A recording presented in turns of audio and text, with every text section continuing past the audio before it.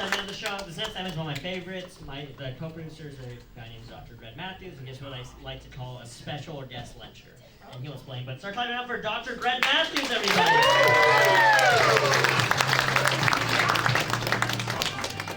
What's up, everyone? I'm Greg. I'm his coworker. I have no idea when her birthday is. November 14th. Classic. Do you know that? Yes. Jesus Christ.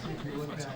All right. So let me explain what this is. So my name is Greg Matthews. You can call me Dr. Gregory Matthews if that's what you're into. I have a PhD in statistics. And what I like to do is I like to take the theme of the show and I like to do some statistical analysis to it. And the theme of the show today is relationships. Now, before I get started with my slides, I'd like to tell a little story about what happened to me before the show. She knows what it is. I'm parking, and there was these two spots available, and they weren't really two full spots. It was like 1.8 spots. I pull in, I park, and this woman starts to park behind me, and she's trying to get into the spot behind me. She hits me, I would say, 40, 50 times in the bumper. I'm sitting there finishing my fries. So I'm like, I know what's going on. She just can't fit in the car. So I go to the guy in front of me, and I go, hey, can you just move up a little bit? He moves up a little bit. I move up. She finally parks. She gets out of the car. We start talking about Boston, and I was like, "Oh, you should come to the show." And she's here right now. Hey! She's gonna go to a different comedy show, but now she's here. If you want to stand up, you can stand up, or you don't have to if you don't want to. No, she doesn't want to. Oh, they left! Oh my God! They were here though. I swear to God, I saw them. Oh, the show sucked so much. They were like, "We're out." She was probably just doing it to get out of the insurance thing I was going to file against it. The car's destroyed anyway. Anyway, let's talk about relations. That's what I call relationships.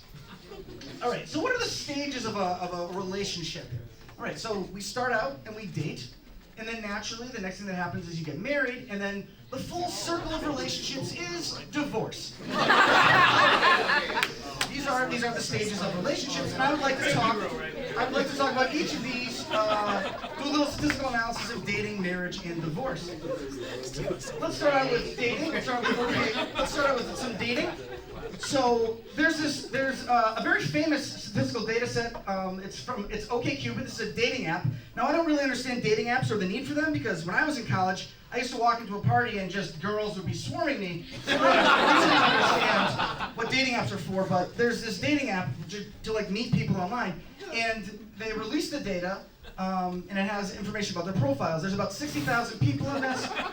There's more men than women. There's 35,000 men, 24,000 women, and there's a ton of variables in here that have things like diet, drugs, income, etc. I wanted to give you some examples of what these variables are. So, for instance, body type, the most common answer for men was athletic. Come on, guys. The most common answer for women was average. The least common answer for men was rather not say. And the least common answer for women was used up. A woman answered that on her profile. I don't know. Okay, so another variable is drinks. The most common answer overall was socially. The least common answer was desperately. Jesus Christ, these people are trying to get dates. I don't know what's going on. So there's also height data in this, and if you look at the distribution of heights, on the women's side, you get a nice normal curve. On the men's side, at about 6 feet, there's an overabundance. There's an overabundance of people who answered 6 feet. It doesn't fit the normal curve. This is a proof that men are lying. And why are men lying? Does anyone know the answer? It's because men are trash. And now, let me tell you a story about this. I was laying in bed one time, and my wife goes, "Hey, did you know that on Facebook the phrase men are trash is considered hate speech?" And I was like, "There's no way that's true." So I posted on Facebook, "Men are trash." And they suspended me for like 6 months for hate speech, all right? So I did a little science myself, and I wanted to see what I could get away with, so I started an account while I was suspended, Men are Trash. And you can get away with this because it's my name, and it says, "Trust me, I'm an MD, man in a dumpster." Follow Men are Trash. All right. So you can't stop me, Mark Zuckerberg. So what else is in this data is we have answers to profile questions, and so these are the questions. My self-summary I'm really good at. I spend a lot of time thinking about what's the most private thing I'm willing to admit. And I'm going to look at what words are overused by men or overused by women. So we're going to look at some of these questions here. So we're going to look at the largest imbalance in word usage across the sexes. We're going to count how many times a word is used by men and women, look at the ratio, find the largest or maybe the smallest. And I have the caveat that words must be used at least 5 times to be in each of these groups. Here are some fun results. Statistics! My self-summary, the words that women use, these are women. They use girly, femme, dresses, what I'm doing with my life, things like decorating, sewing. I'm really good at laughing, friend, dancing. Kind of fun answers. All right, these answers all make sense. Now let's look at men. Holy shit, ready? So my self-summary, these are answers that men gave to words that were overused. Programmer. What's up, ladies? Recording and engineer. Okay? What am I doing with my life? Computers. Programmer. And electronics. Ladies, you hot yet, ladies? I'm really good at computers, programming, and software. Guys, listen to me. I've been married for like 15 years. I have 3 kids. I'm in a stable relationship. This is not what women care about. No one cares that you're a programmer. No, I'm a programmer. No one gives a shit. It's just my little piece of advice. You single? Sir. Don't do that. Okay. Are you a programmer? I'll have to backtrack. Oh, you know that was you. Okay, all right, that makes sense. So the first thing people usually notice about me, on men, it's handsome guy and software. These are words. These are words that are overused by men. I don't know what guys are doing. The first thing people usually notice about me, for women, the number 1 answer here is boobs. Number 2 is heels, and number 3 is tits. So I was like, well, I wonder how they're using the word boobs or tits in a profile, so I have an example of tits here for you. This is a real answer from the first thing people notice about me. My supernaturally fantastic tits. Just kidding. Like a ghost. Like supernaturally. Like a ghost. And by the way, this is a huge missed opportunity, right? What they should have said here was, my supernaturally fantastic boobies. Oh, do you get me off the stage? All right. So here's another one. On a typical Friday night, this is men's top 10 answers here. DJing, motorcycle, jamming, software technology. Oh, men, what are we doing? What's the weird one on here, though?